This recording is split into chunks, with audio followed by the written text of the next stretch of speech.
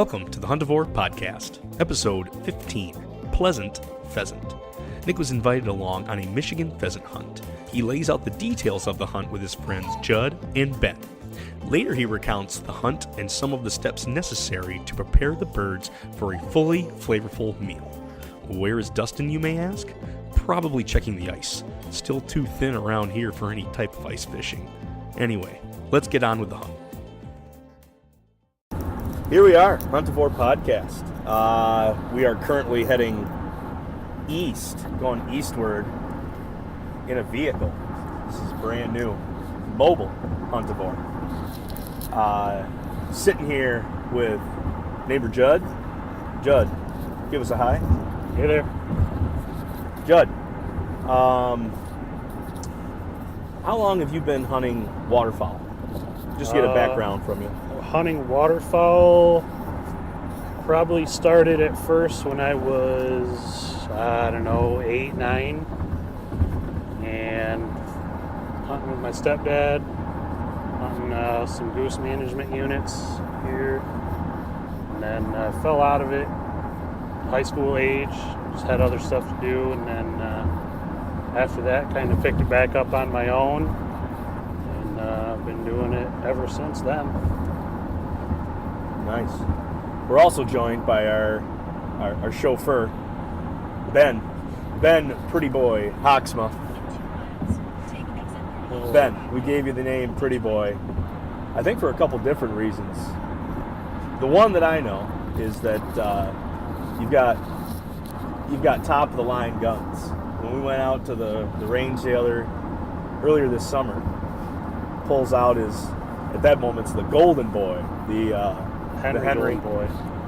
Amazing gun. And then he's also very particular in his ammo that he shoots. What kind of ammo does he shoot, Judd? He was shooting the heavy metal, which comes in a gold-colored plastic case.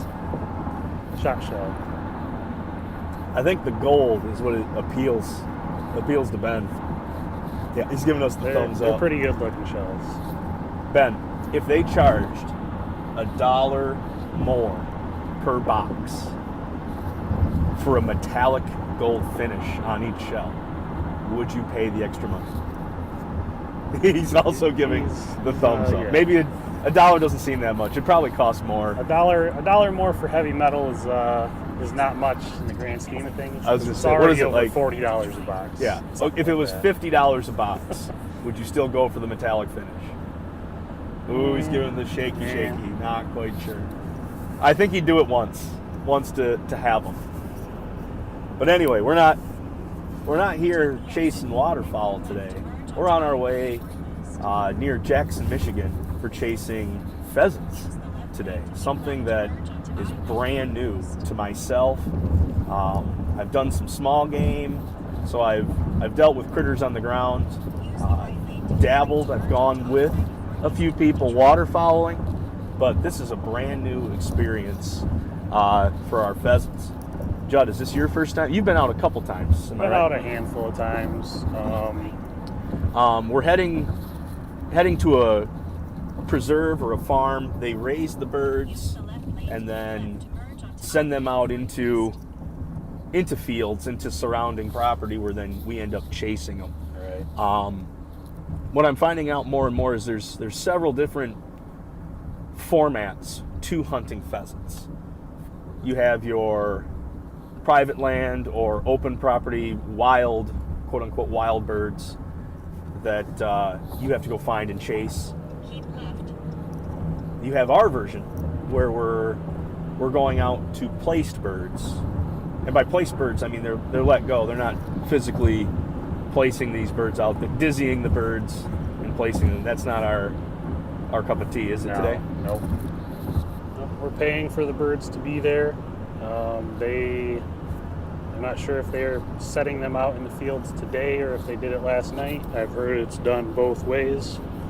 But it's a way to have a high percentage chance at success as a hunter, but also at the same time gives the birds a fair chance at, I guess, somewhat of a fair chase. Gotcha. So we're like half and half when it comes to fair chase at Yep. this moment. Seeing how, is this your first time, Ben? He's giving me the nod. Yeah, this is his first time for pheasants too. Probably shot a few pheasants on the farm as a kid, but yeah. Way back when pheasants were more prevalent. He said he had shot a couple. But this format, this is brand new for Ben and I. We're going to give it a shot. There's another format from a tower you were describing me earlier where they release the birds from a tower and it's set up almost kind of like a skeet shoot. Am I right? You were saying like there's stations? Yeah, that's pretty accurate. It's called a European style tower hunt. Same thing, you're paying for birds to be there, and they bring them to a centrally located tower, and around this tower, I don't know if each farm is different, but the one I went to, it was probably 75, 80 yards from the tower, from the center of the circle where the tower was to the outside. There were stations set up in a circle, and they would throw birds from the tower up into the air, and the birds would fly outward, and as they got to where the stations were, where the hunters were, they could shoot them. And they throw out a handful of birds, they do a horn, and then you kind of rotate to the next tower, so everybody in the group has a chance to shoot from all sides. It's fun. Personally, it was not my style. I did it. I didn't feel it was very sporting. If I had a big group of people and they wanted to go do it, I would probably do it again, but it's not something I'm out to go do. Yeah. Probably something if you had a group of guys that are just getting into wing shooting, that would offer them a chance to try it out. Sure. Yeah, the fair chase at that moment is a little off, but that's beside the point. I digress. Our format today is they'll be out in the field, and we got to go find them. Yep. We're going to do the walk-up style. Yeah. Now, we are joined by several more people that are going to be meeting us there, and we're going to be hunting with some dogs as well. They're going to be helping us flush. Are they pointers? I know you're not a huge dog guy, but are they pointers or flushers, or is there anything that's called a flusher? It's there are a lot of I guess some of the diehard upland game guys would probably run multiple dogs. We're gonna have 3 today. They're all labs. I don't think any of them are pointing labs, so I think they're just gonna be sniffing and bouncing through the fields, and we're gonna have to be on our toes for a flush at any given moment. Are these like duck and goose dogs that are being just brought out to get them some exercise? For the most part, I think they do waterfowl. I know that my buddy Dave, who is bringing the dogs, he does do his fair share of upland, and they do get regular practice at this. So it's not going to be anything new to them, but we don't have any pointers where a pointing dog would stop and freeze and show you exactly where a bird might be. You get a second to prepare for where the bird is and how to shoot, where the bird's going to flush to. And like I said, today it's going to be just be walking, and there goes a bird. Okay, I'm excited. Doing a little bit of my searching around. I did a quick couple internet searches on a little bit about pheasants. Again, it's something that I'm just getting into. So finding out these are indigenous to Eastern Asia, China, and quite a while ago the Europeans took them, brought them to Europe, where then they created populations there to chase around, and now they've been brought over here to the U.S. When they came over, when the Europeans came over, so did the pheasants, and they've adapted semi-well. Decades ago, you could get a lot more wild populations about that. There were enough farms with enough field rows or left standing grain that there was places to hide, they had good cover and more wooded areas that they could be able to hang out in. As we're finding with just about every wildlife species, habitat is now becoming critical, and we're seeing farmers get bigger fields, but yet they farm much cleaner, leaving less out there. There's less fence row habitat for these critters to run around in, so we've seen populations dwindle. But with enough guys and enough passion to want to chase the birds, we end up with these preserves that we're able to go in. So these are some pen raised, they're not necessarily wild raised birds. Right. I'm sure they're still very skittish of human. And we're going to get a chance to go chase them. I don't want to start talking culinary pursuits yet, because I feel that would be putting the shot ahead of the bird. We still got to find these suckers. There's a bit of work that needs to be done. Judd, normal flush that you've experienced as you're walking through this field, what type of ranges are we looking at on these birds popping up? Well, it can. There is definitely a varying range. They, especially with dogs today, like I said, are not going to be pointing. Dogs could be out 20 yards in front of us, so a bird could flush at that distance. Pheasants are very well camouflaged, especially the hens, which today we're at a preserve. You are allowed to shoot hens and roosters at these preserves. The hens, being so well camouflaged, will just kind of tuck into the brush, and you will pretty much step right on top of them at times before they flush.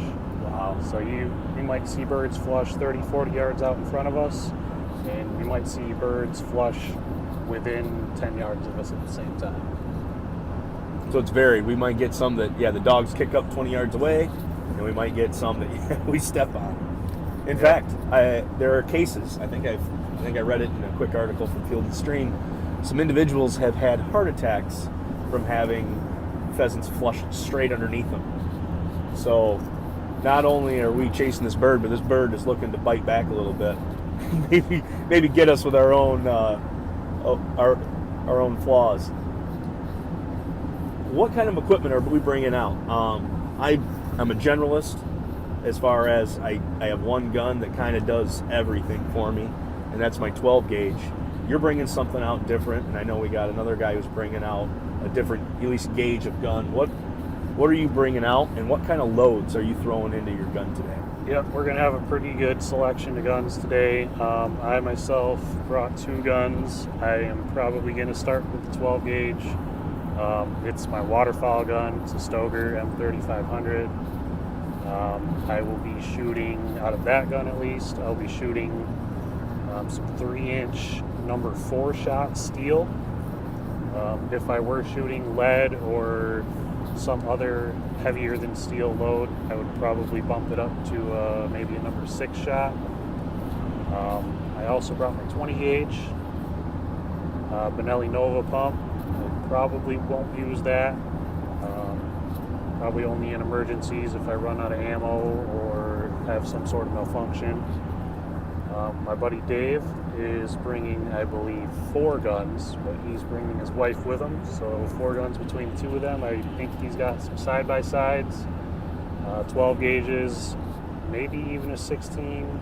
And what I'm really interested in seeing is, I believe he's going to be shooting a 28 gauge. So he's pretty much going to be shooting. That's a tiny gun. A rifle almost. Yeah. Not a lot of shot coming out of that one. Is that comparatively to like a 410? I've got a good history with a 410. Is that a touch bigger, or I'm not 100% sure. I'm also familiar with 410, but I'm not sure where the 28 gauge stands in relation. Gotcha. Yeah, I'm bringing a couple different boxes. Because I was new to this, I sought out some people, some experts. And I think maybe my problem was I had too many experts. The number 4 was mentioned to get some of the number 4 shots, so I picked up some of that. Another source said go with number 2. The reason they wanted the number, or said for the number 2, is you would have to do less picking. You're getting bigger shot. It's going quicker. It's going to rip through that. Excuse me, not rip. Zip is what he said. Zip through the bird, so that there's less shot that I'm pulling out. Or if it is stuck in there, it's bigger to pick out. And then I did bring, I think it is lead, but anyway, I brought some target load just in case I run out and need to have something to pump at the animal. I got some smaller shot there. Sure. So we've got a good array of ammunition and an arsenal coming at them, different gauges to do that. But side-by-sides, those, side-by-side, he's got 2 barrels on there. That probably break action. That's the old school style hunting right there. Yep. Another buddy of mine, Scott, he's going to be bringing his over-under, which is, over-under is pretty popular for upland guys nowadays. Yeah, you're finding more and more guys like over-under as opposed to side-by-side? I think over-unders are just more popular in general now. I could be wrong. If I were to pick up a 2-barreled shotgun, it would probably be an over-under. I just personally like that look better. And I think the over-under may be, I don't want to say more accurate, but maybe easier to shoot accurately. Whereas side-by-side, you have 2 barrels next to each other. Yeah. One shot is going to be that much farther left or right than the other. Whereas an over-under, you're on the same vertical line and not horizontal. Gotcha. All right. Well, hey, we're going to take a quick break here for a second Get and some snacks. We're going to get some water, some liquid, and we'll let you know how this goes. We're gonna come back, and if we get some, then we can talk cooking these pheasants up. But right now we're hens in the bush and nothing in the hand. So stay tuned.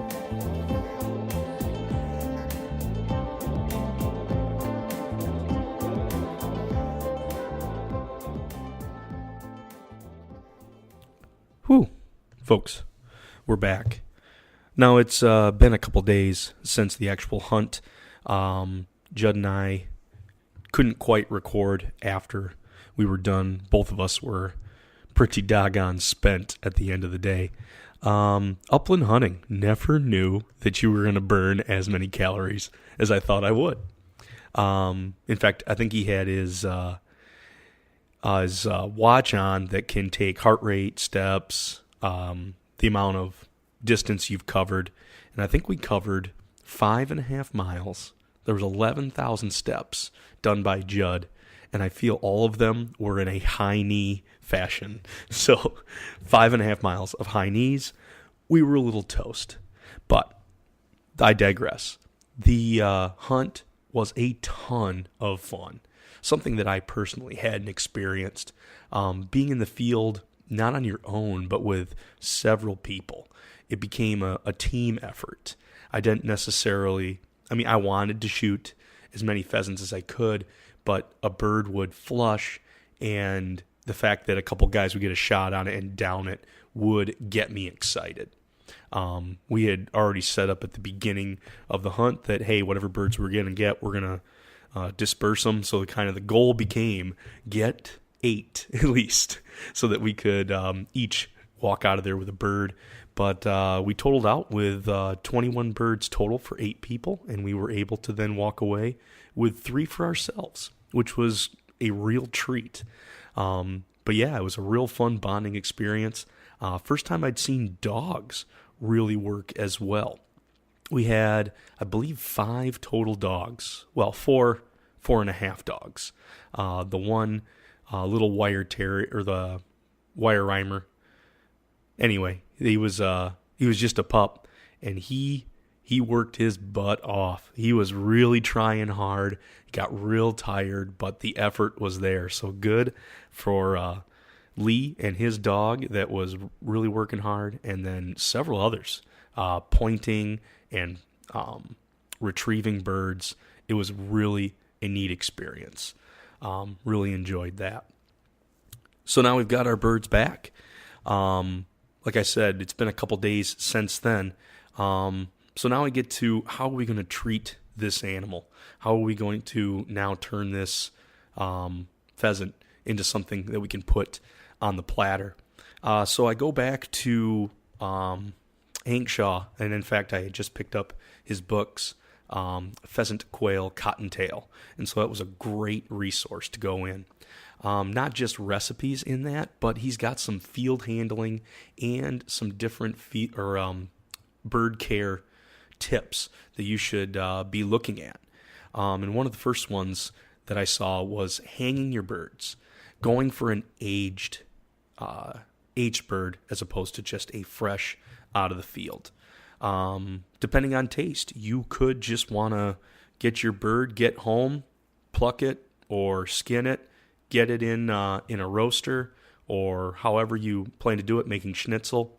It'll come out as a real mild flavor, fresh out of the field, and people enjoy that, and more power to them. Hank goes on to talk about that the real uniqueness of a pheasant comes out through an aging or a hanging of the birds. And it's just as what it sounds. You're going to hang that bird, feathers on, guts in, for a period of time in a controlled setting. He references somewhere between 50 and 55 degrees.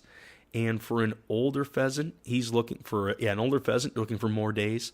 For a wild pheasant, you're going to be looking for more days added on, versus a younger bird could handle just a few days of being hung, and if it was pen raised, it could also handle a few days as opposed to longer. And it's going to be on your preference as well. If you get a really old wild bird, it could be up to a week that you're hanging that bird in that controlled environment, versus kind of the young to pen raised animals we were going for. You could go for 1 to 3 days, depending on your preference. And I'll get into what I did with our birds here in just a moment. So after the hanging, Hank goes on in his description of getting into plucking. There's 2 types of plucking. There's wet plucking, where you're actually scalding the bird. And it sounds terrible to say that, but what they mean by scalding is you are heating up that skin. So you are going to get some hot water and dunk that bird in. And by doing that, it is going to loosen up those feathers and those quills that you're able to then pull those out much easier than you would be able to on a dry pluck. The wet pluck happens best if you have a lot of birds and they're fresh out of the field. That's going to be probably your best setup. If you're getting right home to clean them right away, you'll want to go with the wet pluck. If you're going to go with the age, where you're hanging them for a couple days, you're going to want to do the dry pluck only. The wet pluck I don't think is going to work as well, at least by Hank's recommendations. I know there's a third way too, where you're actually waxing the bird, and I've seen this done more with ducks or geese, something with a heavy down coat. That a lot of those feathers are just super small, and there's so many packed together that you actually melt paraffin wax in a large vessel, and you're able to then, filled with water, and then the paraffin wax is on top, so then you dunk the bird all the way in, and as you draw the bird out, the wax coats the outside of the bird. You give it a minute or 2 to solidify, and then it's much easier to pull those off. I think something with a thicker skin or a big fat layer, that's going to work well. Not sure that's going to be really useful in a small upland bird type situation, say a pheasant.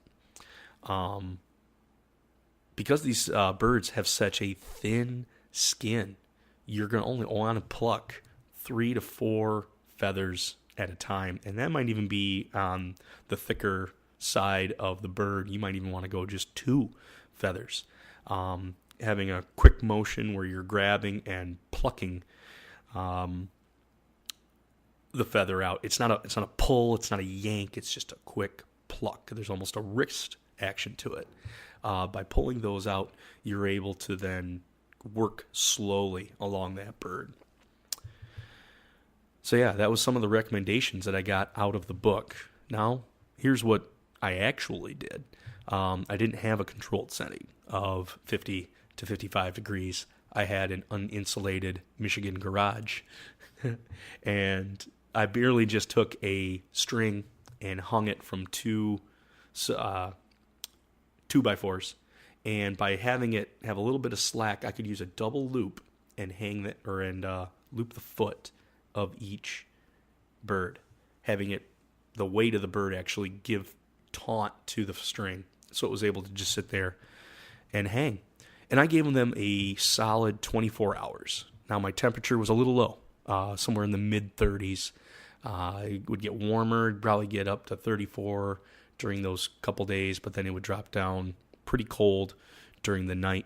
So as much age as I got on those birds for just 24 hours, probably not a ton.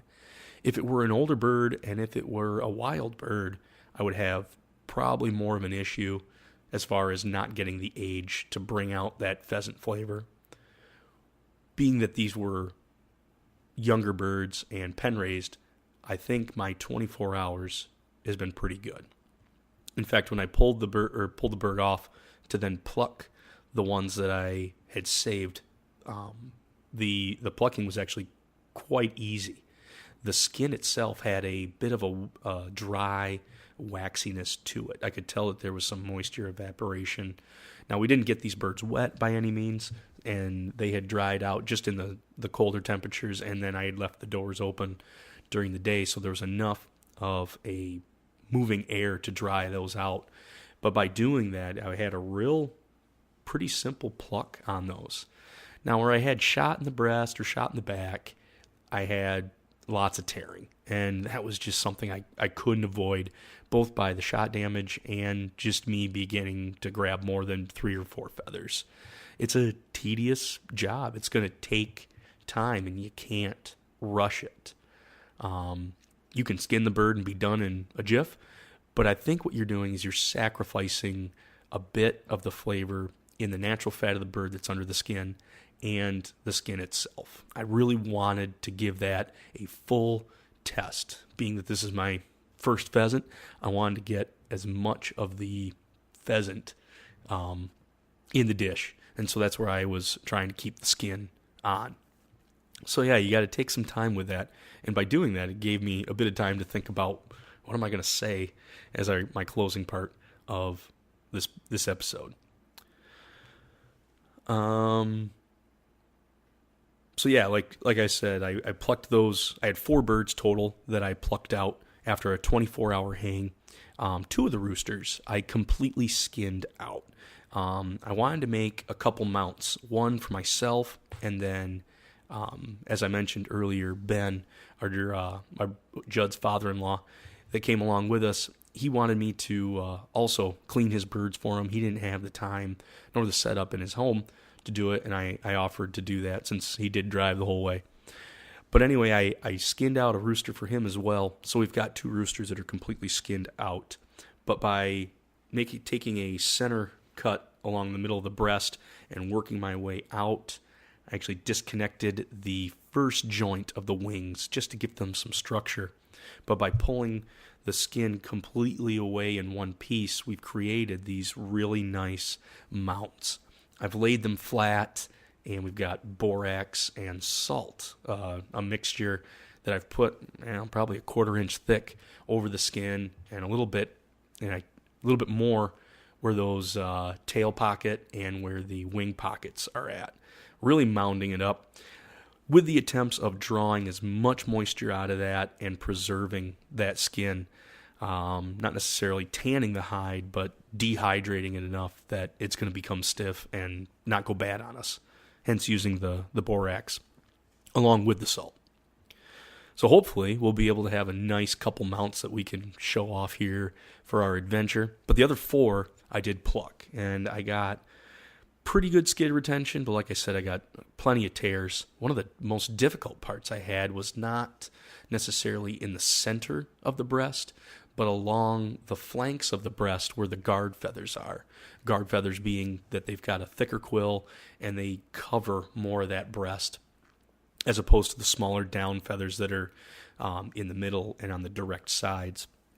I had lots of tearing as I tried to get that quill to come out. It was almost like one feather at a time. That could have been from the drying or from the hanging and the dry aging as well. Just because now that skin is not as full of moisture, but it has dehydrated a bit. But we did our best. And I got a couple birds that have semi-intact skin that I'm able to then put in the pot, put in the pan, or put in the roaster. My next point here. So yeah, I've got them plucked. They are spending a couple additional days in the fridge before I can get them into the vac and into the freezer. I am leaving out one bird in particular to be the first bird that I do, and in fact, I'm only doing a part of it. I'm going to be doing a roast pheasant crown, and I'm still kind of playing around with that on as far as how I want to dress it, how I want to approach the seasoning on it. I want to go straight forward. I want to taste what the bird is. I don't want to have it so doctored up that I can't distinguish it from a chicken, or to the point where I'm like, yeah, pheasant equals chicken. I want to taste the wild, as close to wild as this bird was to being a pheasant. I want to get that uniqueness.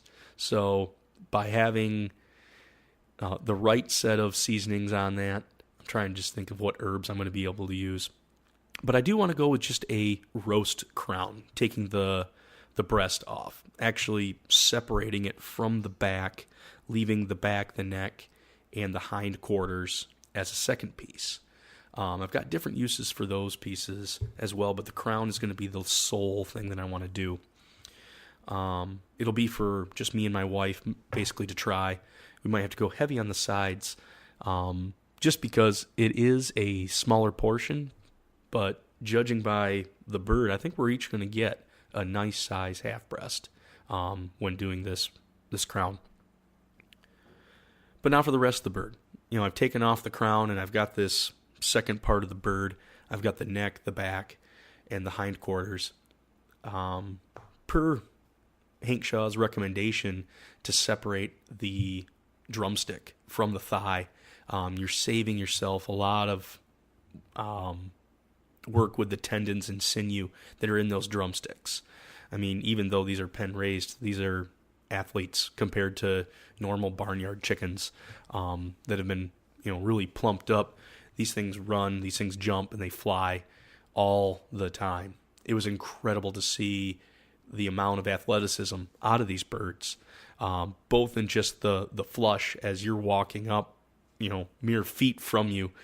The bird gets about 2 pumps with the wings on its first jump to get above the grass, and it's like that's your first identifying marker, and this thing just then accelerates through the air. They are really flying fast, and I think that has to do with their ability to survive in the wild, and that athleticism translates into some of that toughness, some of that sinew. Man, they're fast runners too. A couple of them didn't want to flush, and they just booked it. And it was very difficult to get a bead or an eye on these birds as they were moving. So back to that drumstick again, because it works hard, separate it out. Go with a slow braise on those drumsticks. And the thighs, I'm intrigued to try out the thighs in something different, also a low and slow ordeal. But we're going to save that for another time. The neck and the back is going to be in for stock and for soup. I've created venison stock, and I'll probably just keep that as a, just specific venison only. But as you get into a lighter stock, you could almost broaden it, and from just a pheasant stock, you can say an upland bird stock or a small game stock, so that the next time that I am making it, I can put in the pheasant, and maybe I can then add in quail, turkey, whatever light meats that I'd like to have to get something in that general realm that I'm having a small game or I'm having an upland bird stock from that to really enhance some of the complexity of it. So you can go many different birds into one pot. So we'll save that back and we'll save the next for that. Plus, to be able to slowly roast that neck and the back, simmer it out, and maybe even pluck and pick the meat out of that. That would go great in a soup for a really, really cold day. But yeah, back to the leg quarters and the leg quarters, the thighs, and the drums. I'm thinking maybe a braise or even a confit. I've heard a little bit about the confit with rabbit and being able to work with duck, and basically you're lightly curing these parts in a duck fat or a lard or of some sort. You actually jar it up, and the longer that it stays in there, the more tender that meat becomes, to the point where when you open it up and pull it out, it rips apart into shreds and ribbons of meat that you can then be able to use. It takes a tough piece of meat and makes it very tender, very palatable. So that's kind of where we're going with it. The other struggle I had just kind of putting this whole thing together is I'm looking at my bounty at this point, and I've got to my own disposal 3 small birds. I say small, but I'm saying like there's 3 meals here. And my mind is just trying to figure out which recipe to go with. I'm excited to go 100 different directions, but I've only got these 3 birds. You can be frozen by the idea of, I don't know what to make, or I want to make so much, and you can't figure out which one you want to start with, and so you put it into the freezer, and then you're like, I'll figure out a day, or I'll figure out a time that I can go ahead and use that, and that day never seems to come quickly. And from that result, you may forget about what you have, or you never come to the idea of what recipe you want to do, and you may lose that protein, you lose that meat to freezer burn, or to just being shuffled around and becoming freezer treasure, which at that point, freezer treasure is still good, but it would just be awful for that vac to break, and you basically end up having that piece of meat ruined. So I had to come to the conclusion that if you end up with a unique piece of meat or a unique protein, like these upland pheasants, first time I've done it, I've got 3. I don't know when the next time I'm going to go. I'm going to have to make a decision. Better to make a decision and make something great than have to dwell on something and never get a chance to do it. So I'm forcing myself to say, hey, I'm going to take this bird and I'm going to do a roasted pheasant crown. I'm not going to research it so much that I never get to it. I'm not going to try and overthink it. I just need to do it. And that's where I've come to the conclusion that at some point, you're going to have to use it. You're going to have to enjoy it. And why not enjoy it at its peak? The other 2 birds, because it's a lighter meat, because it doesn't last as long as a piece of red meat would, piece of venison in the freezer, I may want to use these pretty early, maybe within the month, maybe within the next 2 months, but be able to go back to those before I let the freezer take its toll. That was a takeaway that I had as I was plucking those birds, thinking about the million different directions to go. We're just going to have to pick one.